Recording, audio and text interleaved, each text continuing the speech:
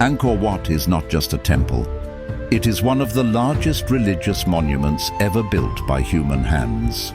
Constructed in the early 12th century, this massive stone complex was created at a time when there were no machines, no steel tools, and no modern engineering. Yet today, Angkor Wat still stands, larger than many medieval cities, and far more precise than most people expect. The entire structure is built almost entirely from sandstone. Millions of stone blocks, each weighing hundreds of kilograms, were carefully shaped and placed together.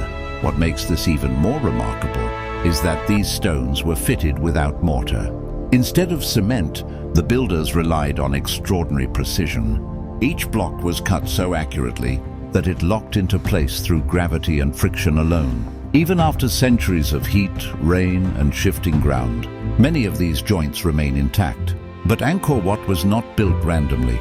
The temple follows a strict geometric plan, aligned with the cardinal directions: north, south, east, and west. Its central tower rises higher than the rest, symbolizing Mount Meru, the sacred center of the universe in Hindu cosmology. Every level of the temple represents a different realm, from the human world below to the divine realm above. This was architecture with meaning, not just stone stacked on stone. What often surprises historians is the scale of organization required to build something like this. Thousands of workers would have been needed. Stone had to be quarried, transported, shaped, and placed with remarkable coordination. Yet there is no evidence of wheels, cranes, or advanced lifting machines being used. Instead, researchers believe the builders relied on ramps, ropes, wooden scaffolding, and an incredible amount of human labor. Angkor Wat was not built in isolation. It was part of a vast urban network, supported by roads, canals, and reservoirs. This infrastructure allowed food, materials, and people to move efficiently across the region. Without this hidden system, a project of this scale would have been impossible. Angkor Wat was not only a religious symbol, it was the heart of an empire. And understanding how it was built means understanding how an entire civilization functioned. But this raises an even bigger question. How did an ancient society, without modern tools, manage resources, labor, and engineering on a scale that still challenges us today?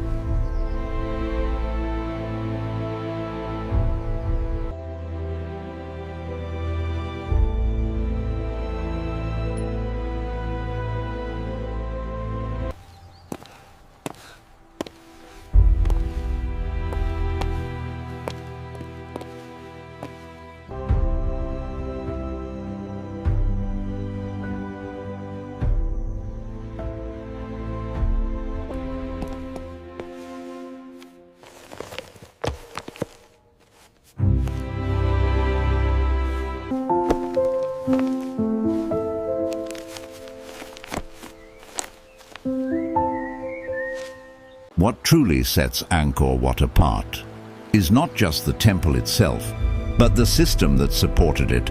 Beneath the stone towers and corridors was an advanced network of water management unlike anything else in the ancient world. Angkor was built in a region with extreme seasonal change, months of heavy monsoon rains, followed by long periods of drought.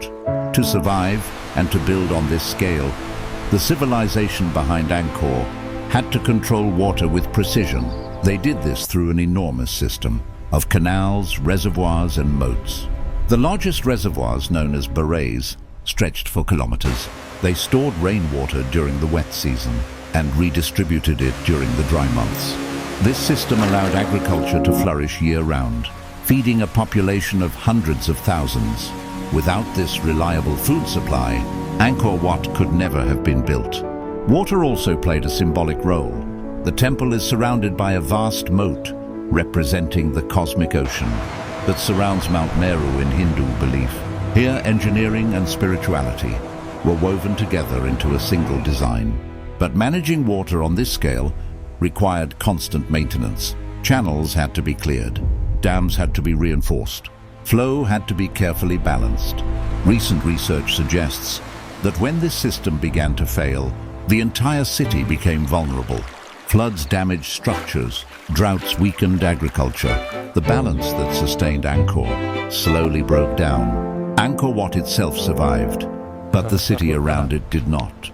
What remains today is not the full civilization, but its most enduring symbol, a structure so carefully planned, so precisely executed, that it outlasted the system that built it. Angkor Wat was not just constructed, it was sustained by water, organization, and collective effort.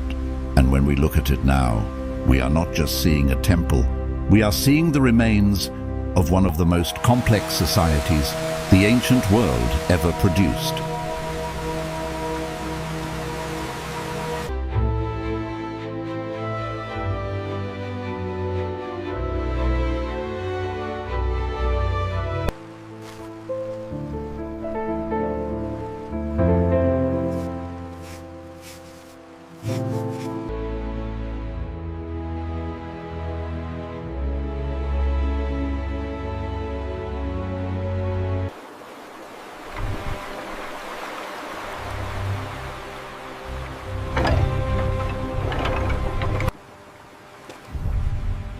Xin sorry, Pipi.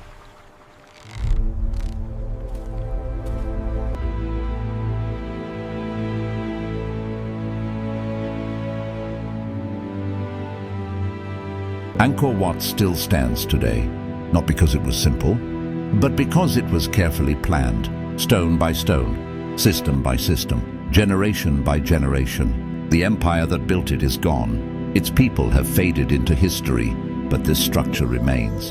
A reminder that ancient civilizations were capable of extraordinary organization, vision, and understanding of their world. Even now, engineers continue to study it. Historians continue to debate it. Not because Angkor Wat is a mystery of fantasy, but because it represents a level of achievement that still challenges our assumptions about the past. Perhaps the greatest lesson of Angkor Wat is not how it was built, but how much knowledge can be lost and still leave something behind that endures.